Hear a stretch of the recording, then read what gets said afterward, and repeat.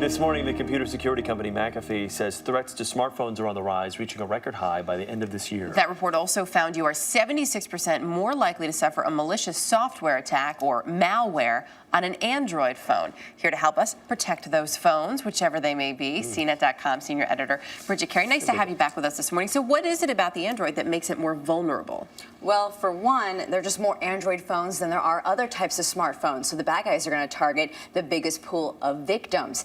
There are more Android phones being sold than iPhones or Blackberries. And two, there's another part to it. It's just a little easier to get an Android app into their app store than it is to get an app into Apple, which has kind of a tougher bouncer, so to say. Oh, it's not good for an Android For you, guy the Android user? The Android guy. And what about iPhones or Blackberries, if we were to kind of bring it down to them as well? They haven't found an attack, a virus on an iPhone yet. So Not a single one? It's just not out there yet. At least not these companies haven't found Not that one. we're encouraging anyone to develop one. Nothing is foolproof, though. Yeah. You know, we know that it can come anytime, and there have been a few attacks on Blackberries too, but very few. Okay, so what specifically could some of this malware do to your phone? Well, in short, they're after your money. Yeah. Most of them are doing something in the background that you don't even know, like sending expensive text messages or calling 1-900 numbers, and there's no record of it until you get your bill. Well, this is sort of like a lot of the viruses that you would see, more of which on PCs, because there are more Windows users is typically the reason we've been given than Apple. So those are some of the things that they can do. So what do you do about it?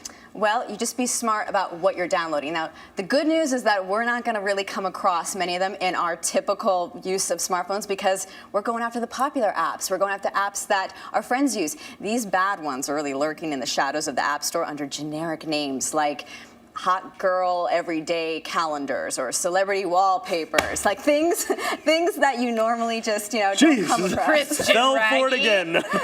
No, but you just have to be you have to be smart about it. If it's something like of a salacious nature, it's probably not going to be great for your phone, correct? Exactly. And the thing about Android is that you can also buy an app that isn't in the normal Android marketplace app store. Yeah. You can buy it on a side store, which you don't know how good they're watching, and they could be something like disguised as, hey, free Angry Birds, but it's really not free Angry Birds. So for people who do have Androids that are sitting home saying, uh-oh, now I'm under attack, how serious a problem is this overall are we looking at right now? Right now, the numbers are growing in these reports because, well, naturally there's just more smartphones out there. It's going to keep growing, but it's not that serious. Don't have a panic attack. You can still buy an Android phone. It's just about being smart and knowing that it's going to get worse in time. And where you, as you were highlighting, where you buy it from. So only buy it from only buy it from store. Yeah, approved store.